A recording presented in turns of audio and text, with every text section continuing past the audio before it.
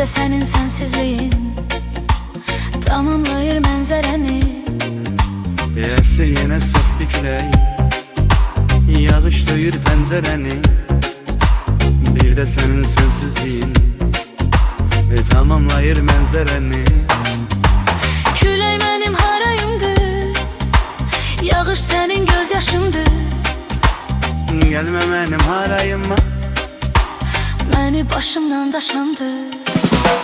İstəmirəm keçmişimə, səni təzə unutmuşam. sən çıxıb gedən gündən Mən özümə qayıtmışam. İstəmirəm keçmişimə, səni təzə unutmuşam. Sən çıxıb gedən gündən mən özümə qayıtmışam.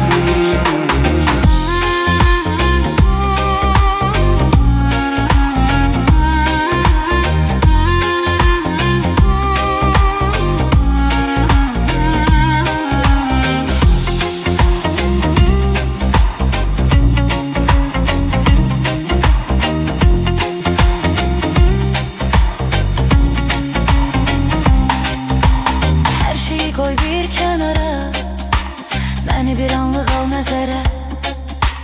Bir gün tənha çıx şəhərə, gəl gəziyim küçələrə. Her şeyi koy bir kenara, beni bir anlık al nəzərə. Bir gün tenha çıx şəhərə, gel gəziyim küçələrə. Göz yaşımda kiridibdir ürəyimin ağrısını, hər axtıqca söndürübdür yoxluğunun yanğısını.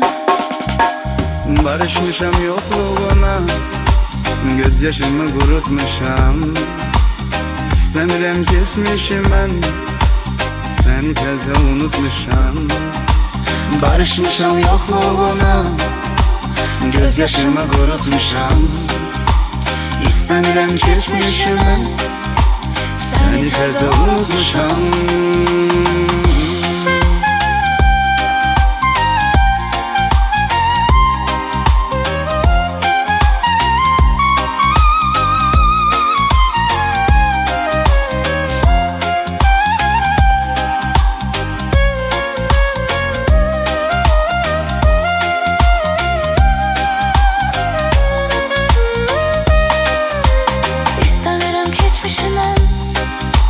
Səni təzə unutmuşam.